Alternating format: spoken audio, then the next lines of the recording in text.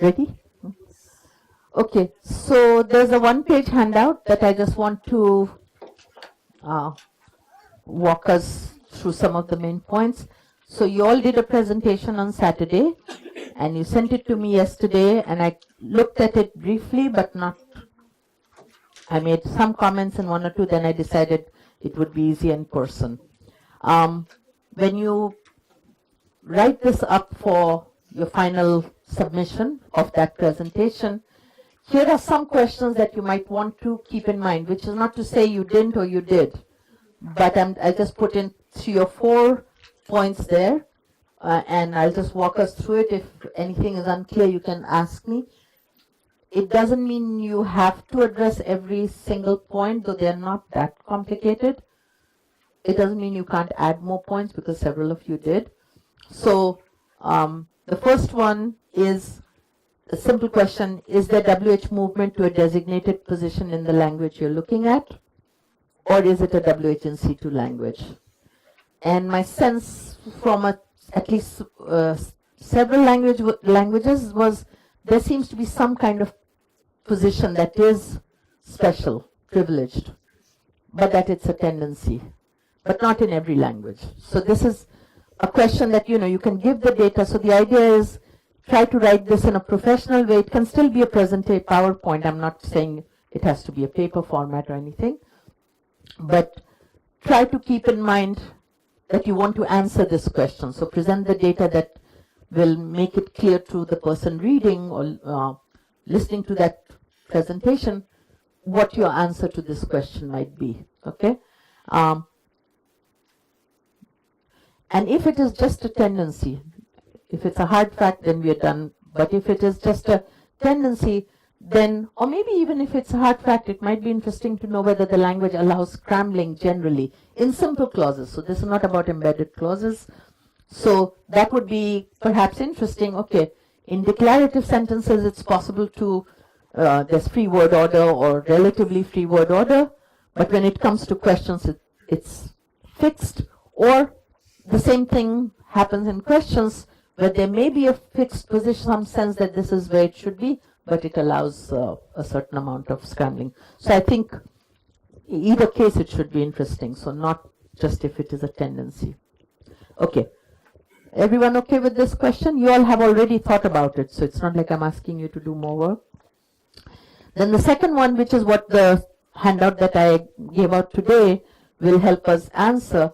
When I asked you to do this, I did not tell you about extraction versus scrambling. Maybe it came up in informal conversations, but let's see whether something is extraction or long distance scrambling, and out of finite clauses. So is extraction or long distance scrambling out of finite clauses possible?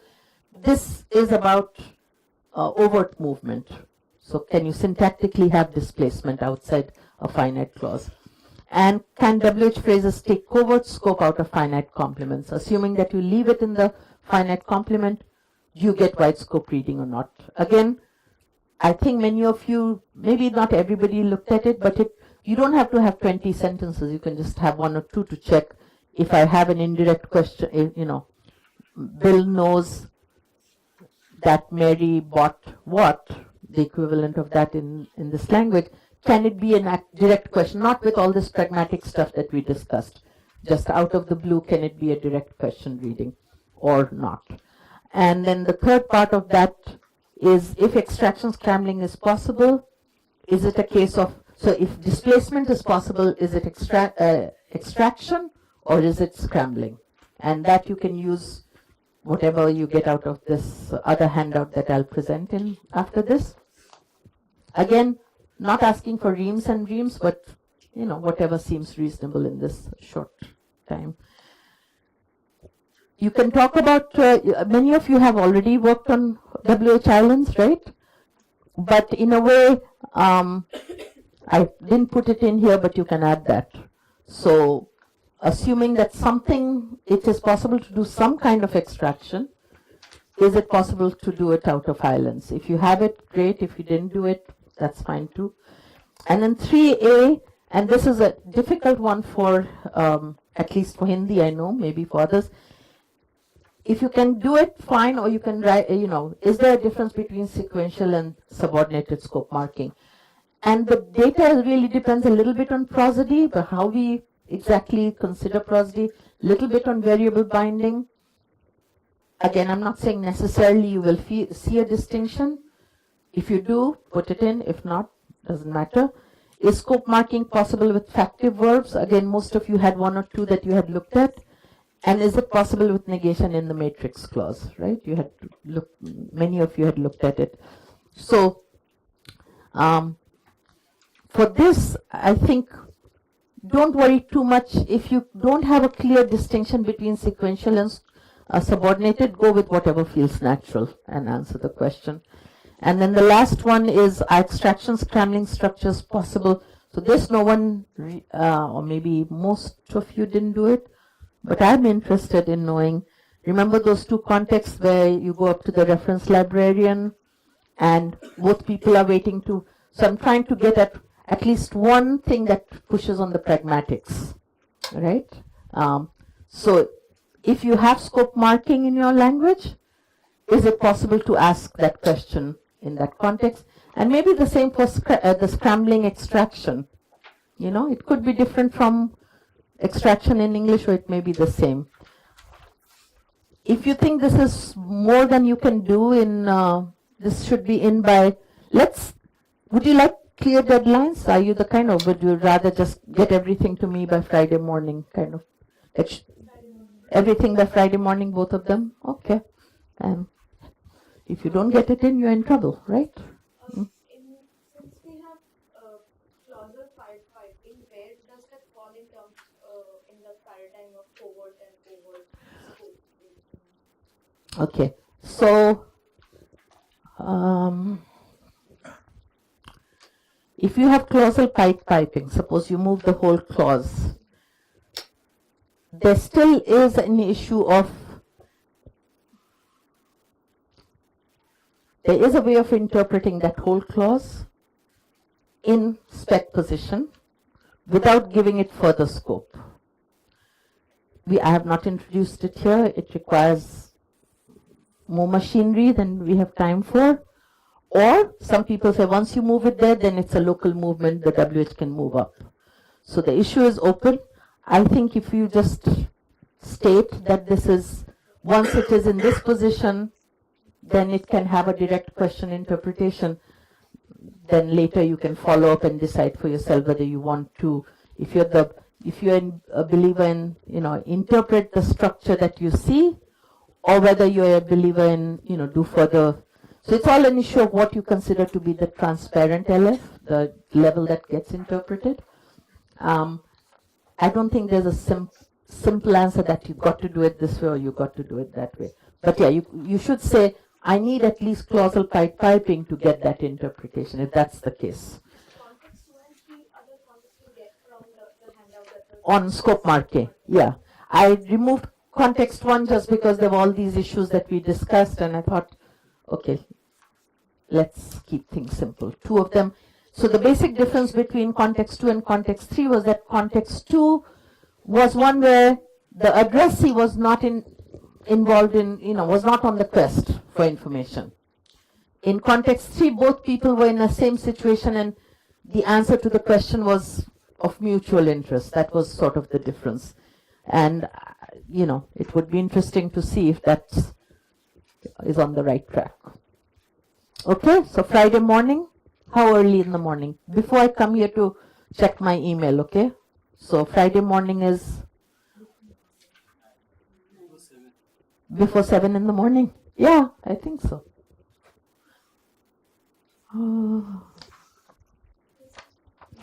Let's say before 7 in the morning. How about after the tea time? To send a mail.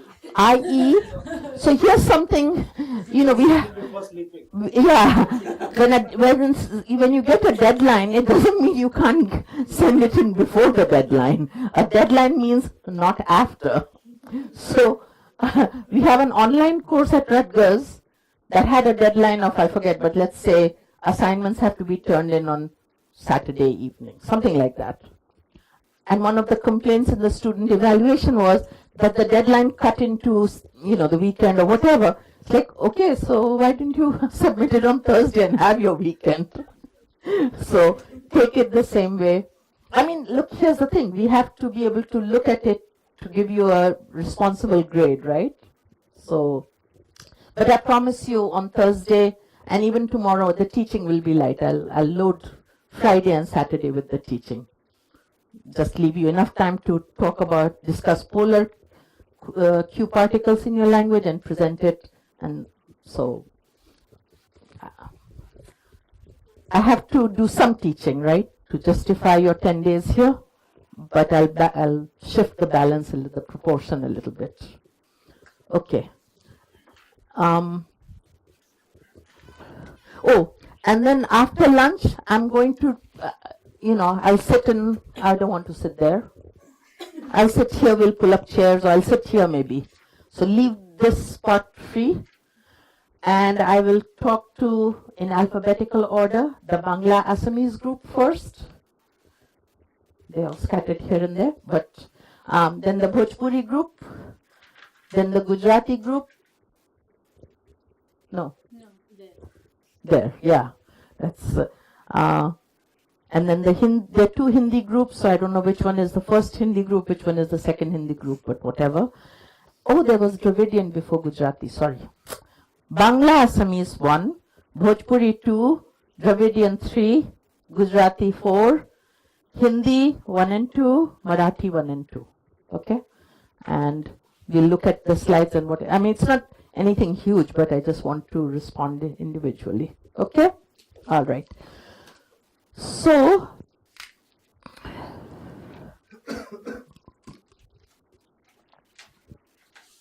this is a paper that I'm reporting on, which is a response to a paper by Manetta in LI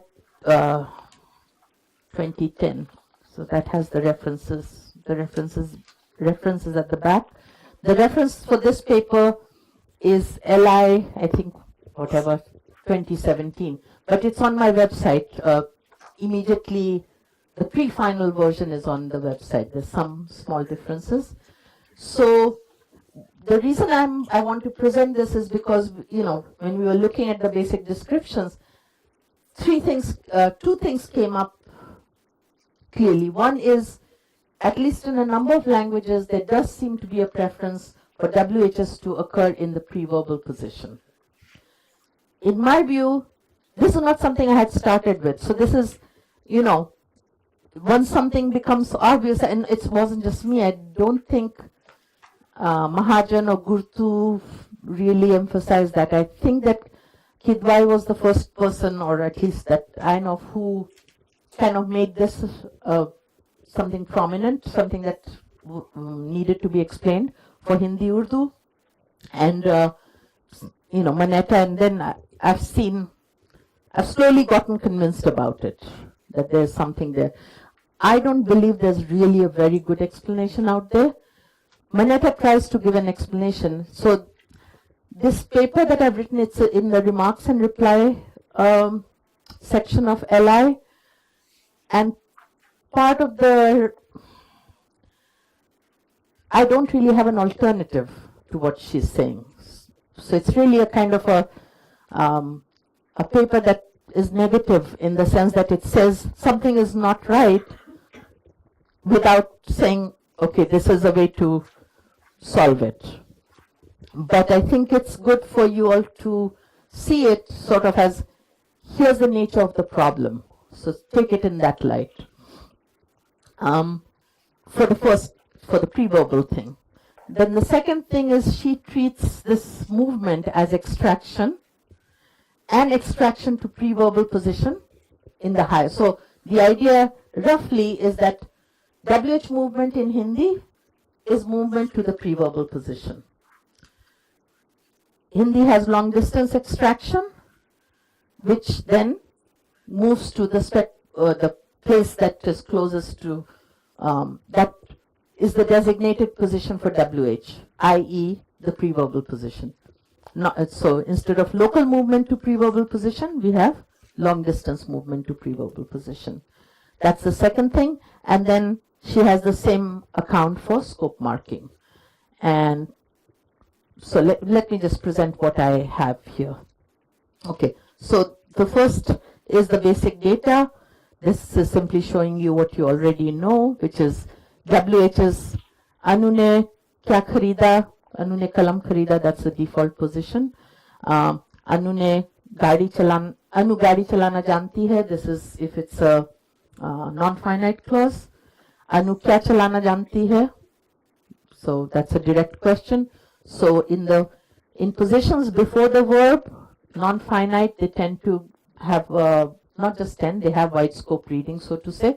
So it could be a case of covert movement of the whole. It's some kind of nominalization, you could say. What they don't have is indirect question reading in the way that English non-finite clauses can have. So in English, if I say John knows what to do, it is not a direct question. It is an indirect question. You don't get that reading with Anu kya chalana janti hai. So it really has the reading of, if you want that other reading, you have to say Anu janti hai kya chalana hai. Right? So after the verb, I think then you get that reading. Okay. The third one is the finite clause. This is sort of has been the central issue in Hindi WH movement from the 80s on. That this is the core paradigm. The third one, Anu janti hai ki Ravi ne kya kharida, is an indirect question. It is not a direct question. And this can come in two versions, with or without ye in the pre-verbal position of the matrix clause. So initially we took it to be a WH in C2 language, but it turns out that that's not quite right. But there is something interesting that in 2A, the most natural, so I went back, I think, and I looked at my dissertation for examples, and I did notice that without, fully realizing, a lot of my examples had WHs in pre-verbal position. I just didn't pay attention to it. So I think 2A is more natural than 2B, or is seems better out of the blue, whichever way you want to think of it. Ye kavita kisne likhi as opposed to kisne ye kavita likhi. But I'm not so sure. To me, 3B almost sounds more natural. Tumne kisko paisa diya? As opposed to tumne paisa kisko diya? Doesn't that sound more natural? So that's not the direct object. Wait. Yeah, right. So it's not the pre-verbal position. That's the point. Yeah, it's the base position. So one could, whatever, I'll leave it to you all to decide. I'm just presenting what I had in this paper. So the two questions, yes. Mm-hmm. Remember the context that you mentioned last day in newspaper where it is not definite. In such cases, can you make a question like who supplies newspaper where newspaper is indefinite, and can you have the WH in the preserver like this? This one, as in 3B. Yeah, here the Anu is definite. So can you, in a context where the code who supplies newspaper? Uh-huh. When newspaper is indefinite, how do you do you still have the question there in? Okay, so I think so your question is more like complex predicate type, where it would be hard to scramble the object to the beginning. That's what you're saying? It is indefinite? Yeah, if it is, or non-specific or something. So yahan chai kaun lata hai, not, or kaun provide karta, I can't think of the Hindi word for that, right? That kind of thing. Oh, but I put the kaun in the in pre-verb. No, there's an example. Kisne paisa diya? That was what I was trying to get at, right? There's no definite amount of money. So 3B is perhaps what you're asking. Paisa dena is as indefinite as you get, right? It's kind of, yeah. No, it's the paisa that you're asking about, right? Direct object, you're asking about the direct object, right? So the direct object is paisa, right? And paisa dena seems as neutral, generic as you can make it. It's not a fixed amount of money. It's just like, who did you give money to? But you know that Yeah, but No, generator just repeating. okay. Above my pay grade, as they say. So I think you have to think, this is not a simple, these things require a lot of, I want to make sure that you have enough time to do I don't want to do this after lunch because then you won't have time to work on your presentations. So I know Praveen, okay, one quick response. You can say that in both the cases, whether there is, you know the potential receivers or you don't. So is that what is bothering you when you talk about generic or? Okay. So this could be, you threw, where's all the money gone? तुमने किसको पैसा दिया? तुमने पैसा किसको दिया? I do think I want the kisko after the paisa for some reason. I mean, tumne kisko paisa diya seems more natural, right? Nahi. I don't know. Whatever. My point here is, the scrambling thing requires very controlled. This is where experiments would help. We can sit and we can imagine different things and different connotations, different intonations, and our judgments will change. To do a really responsible study of scrambling would be to really control for the factors and then test what's going on. We're not going to do that today, right? But someone should do it. The point in this that I want to emphasize for a theory of WH movement to pre-verbal position, I'm saying let's accept that we don't have, I don't have a theory of scrambling that will predict all of these variations. So I say, okay, I accept this generalization that there's at least a tendency for pre-verbal position, movement to pre-verbal position. And again, we accept that finite clauses are islands for whatever reason without getting into it.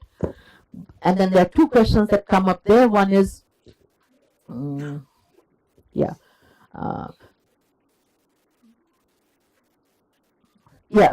other fact about this overt displacement extraction or whatever, it isn't good with Ye. This is also in the literature from before. Okay, so if you say, so what are the ways in which we can question out of finite complements? Sita kaun sochti hai ki aayega? So this is, I think, Mineta's example. So it's in pre-verbal position, right, in the matrix. So kaun belongs in the downstairs clause and occurs in the pre-verbal matrix position. So that's but it is also possible, yeah? I take your point. I will address exactly that. In fact, okay. So the next one, kaun Sita sochti hai ki aayega? Okay, that's another, yeah? So if you read it that way, it won't sound natural. I read, so I think, but this is her data and did I put it there? Okay, and then scope marking, which by now we all know and accept. So moving on, the point that I have pretty much kept the text of her explanation because I can give you the general idea. I don't know that I can recreate. I studied it quite deeply, but I'm not really a syntactician enough to remember every detail of this analysis. But the general idea is this. A WH is made up of two pieces. I mean, this is not just her. This is the way in which a feature-driven explanation goes. You have a Q feature and you have a WH content feature. The Q feature simply says, this is where I will interpret the WH. So it's a scope position. And the WH feature says, I need to know what to quantify over.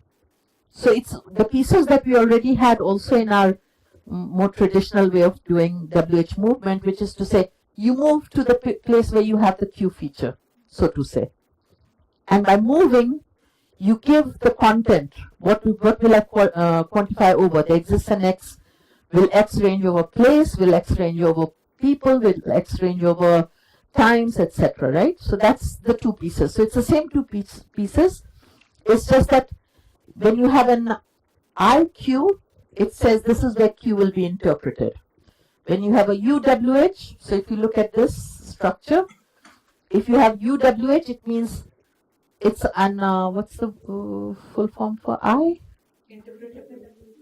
Interpretable, and for U, uninterpretable.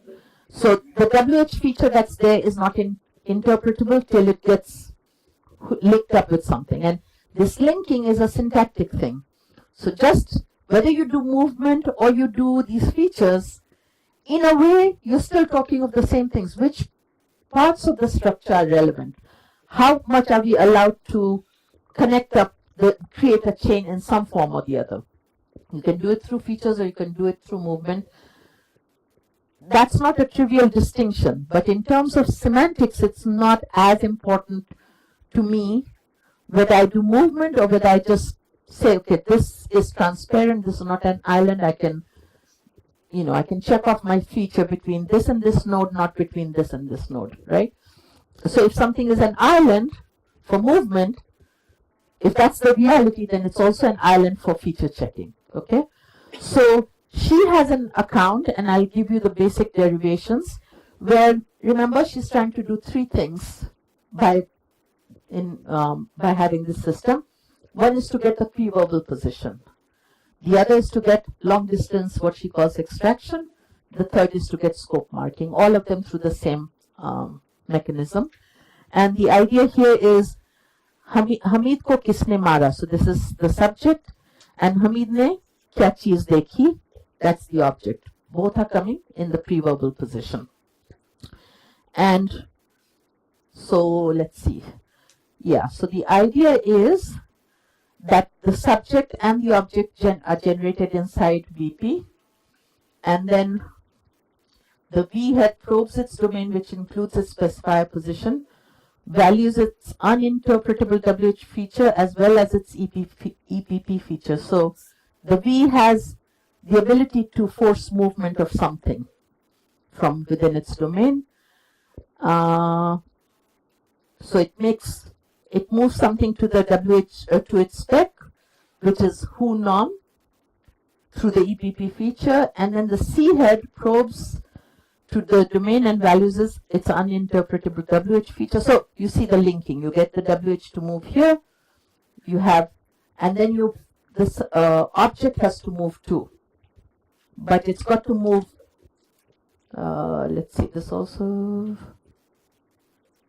And then it involves subsequent scrambling of the object from inside V, because the arguments are all lower down, to get the observed order. So this one probably works out okay. You get the who in subject in the specifier position, and then you make sure that the next one, it goes higher up.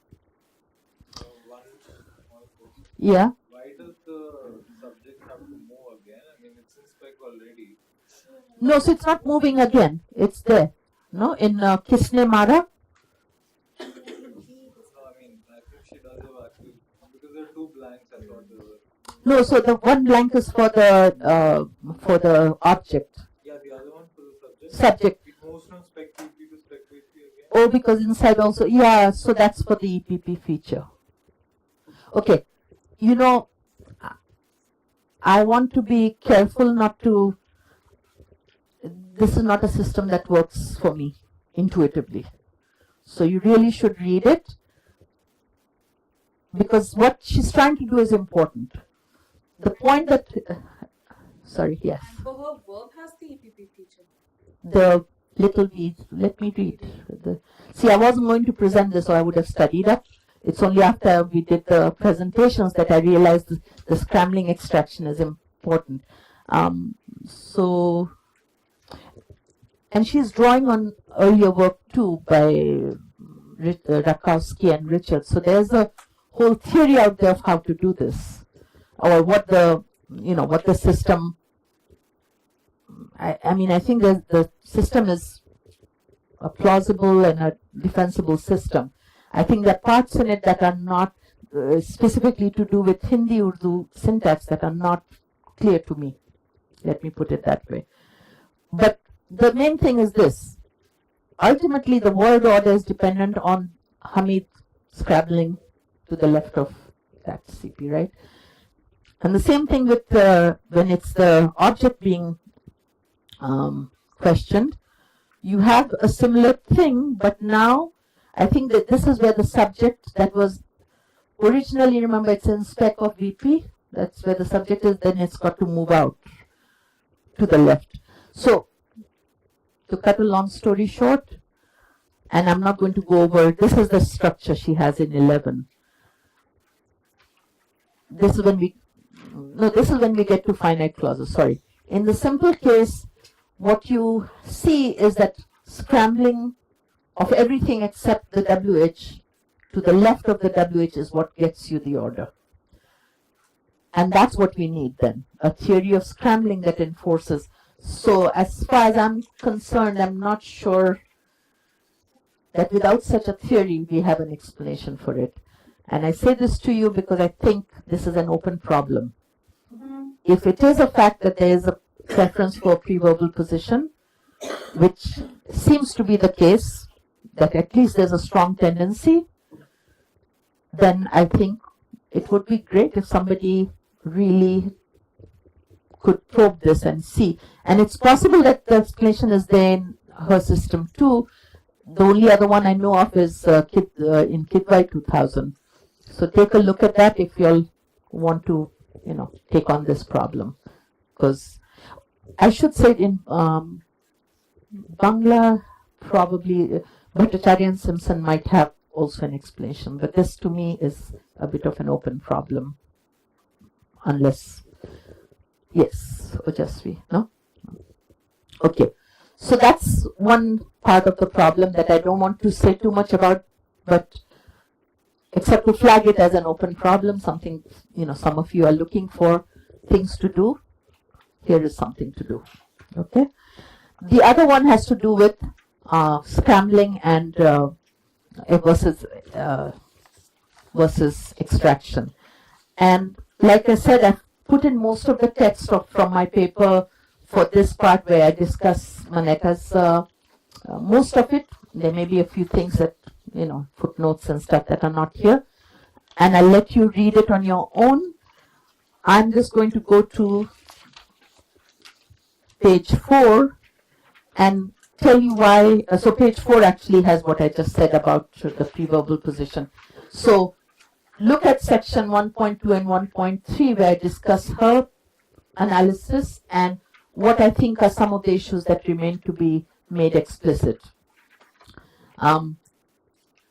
But I think what I do in section 2, I can convey this without, at an intuitive level that in Maneta's account we have a movement of WH from the lower clause, finite clause, to the matrix pre-verbal position. That's the key idea, okay?